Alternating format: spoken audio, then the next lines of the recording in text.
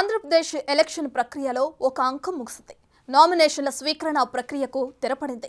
చెదురుమదురు ఘటనలు మినహా నామినేషన్ల స్వీకరణ ప్రశాంతంగా జరిగిందని ఎన్నికల సంఘం అధికారులు తెలిపారు. ఇక రాష్ట్రంలోని లోక్సభ, అసెంబ్లీ స్థానాలకు పెద్ద ఎత్తున నామినేషన్లు దాఖలయ్యాయి. మరి ఉపసంహరణ గడువు ముగిసేసరికి ఎంతమంది విత్డ్రా అవుతారో కానీ ఈ ఎన్నికల్లో పలువురు ప్రముఖులు పోటీ చేస్తూ ప్రత్యర్థులతో ఢీ అంటే ఢీ అంటుండటం ఆసక్తికరంగా మారింది.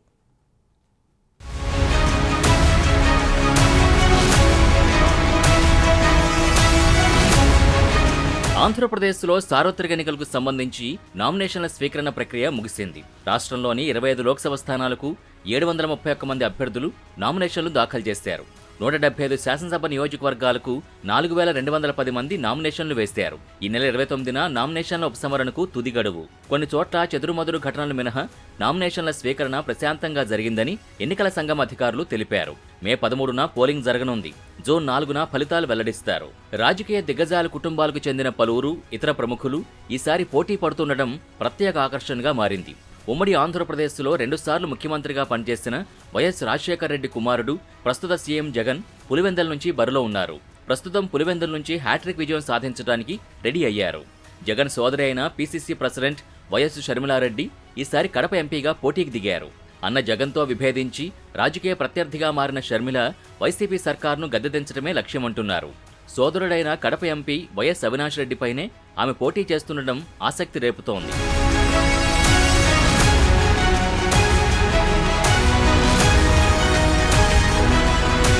కుప్పం నియోజకవర్గాన్ని తన ఇలాకాగా మార్చుకున్న టీడీపీ అధినేత, మాజీ ముఖ్యమంత్రి చంద్రబాబు నాయుడు మరోసారి అక్కడి నుంచే పోటీలో ఉన్నారు.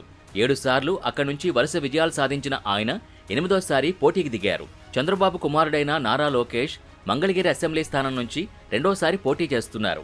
గత ఎన్నికల్లో అదే మంగళగిరి నుంచి పోటీ చేసిన నారా వారసుడు అనూహ్యంగా ఓటమి పాలయ్యారు. ఆయన ఈసారి నియోజకవర్గం మారతారని ప్రచారం జరిగినా పోయిన చోటే వెతుక్కోవాలి అన్నట్టు తిరిగి మంగళగిరి నుంచే బరిలో నిలిచారు. ఇక మాజీ ముఖ్యమంత్రి నందమూరి తారక రామారావు కుమారుడు, ప్రముఖ సినీ నటుడు బాలకృష్ణ మరోసారి హిందూపురం అసెంబ్లీ బరిలో నిలిచారు. ఇదే స్థానం నుంచి బాలయ్య 2014, 2019 ఎన్నికల్లో వరుసగా 2 సార్లు విజయం సాధించారు. జనసేనాని పవన్ కళ్యాణ్ ఈసారి పిఠాపురం నుంచి అదృష్టాన్ని పరీక్షించుకుంటే జనసేన పీఐసీ చైర్మన్, మాజీ సీఎం నాదెండ్ల భాస్కర్రావు కుమారుడు నాదెండ్ల మనోహర్ తెనాలి నుంచి పోటీలో ఉన్నారు. ఉమ్మడి రాష్ట్రంలో ఆయన కాంగ్రెస్ తరపున తెనాలి నుంచి 2 సార్లు ఎమ్మెల్యేగా గెలిచారు. అసెంబ్లీ స్పీకర్, డిప్యూటీ స్పీకర్గా వ్యవహరించారు.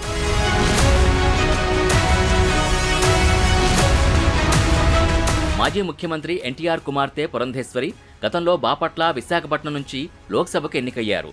యూపీఏ ప్రభుత్వంలో కేంద్ర మంత్రిగానూ పనిచేశారు. ప్రస్తుతం బీజేపీ రాష్ట్ర శాఖ అధ్యక్షురాలుగా ఉన్న ఆమె ఈసారి ఎన్నికల్లో రాజమండ్రి ఎంపీ క్యాండిడేట్గా లక్కు పరీక్షించుకుంటున్నారు. ఆమె గెలిచి బీజేపీ అధికారంలోకి వస్తే కేంద్ర మంత్రి అయ్యే అవకాశం ఉందంటున్నారు.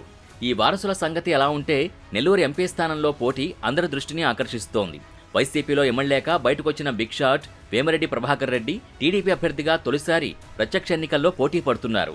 ఆయన ఢీకొనడానికి వైసీపీ ఎంపీ అభ్యర్థిగా రాజ్యసభ సభ్యుడు విజయసాయిరెడ్డిని నెల్లూరు బరిలో దించింది. ఆ ఇద్దరు బడాబాబులు నెల్లూరు జిల్లాలో క్లీన్ స్వీప్ చేయడమే లక్ష్యంగా పావులు కదుపుతున్నారు. అయితే ఎంపీగా గెలుస్తానన్న ధీమాతో ఉన్న విజయసాయిరెడ్డి తన రాజ్యసభ సభ్యత్వానికి రాజీనామా చేయకపోవడం విమర్శల పాలవుతోంది.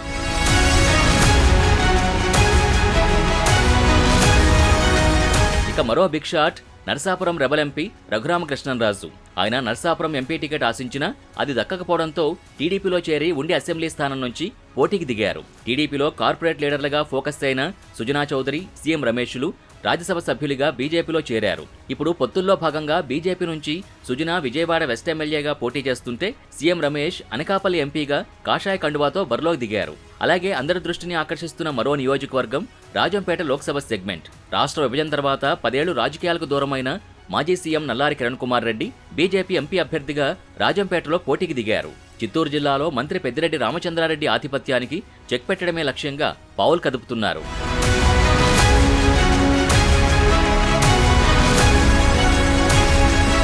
మరోవైపు విజయవాడ లోక్సభ సెగ్మెంట్లో కేశినేని బ్రదర్స్ వార్ ఆసక్తి రేపుతోంది. టీడీపీ ఎంపీగా ఉంటూ వైసీపీలో చేరిన కేశినేని నానిపై ఆయన తమ్ముడు కేశినేని చిన్నీనే పోటీకి దించారు చంద్రబాబు.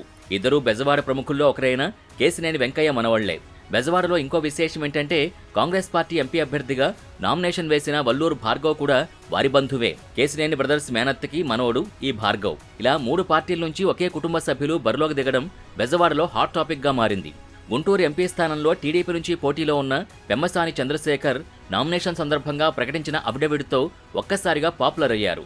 అమెరికాలోని మెడికల్ ఎడ్యుకేషన్ ఫీల్డ్లో ఉన్న డాక్టర్ పెమ్మసాని చంద్రశేఖర్ తన కుటుంబానికి మొత్తం 5,598 కోట్ల ఆస్తులున్నట్టు ప్రకటించి యావత్తు దేశం దృష్టి గుంటూరు వైపు మళ్లేలా చేశారు.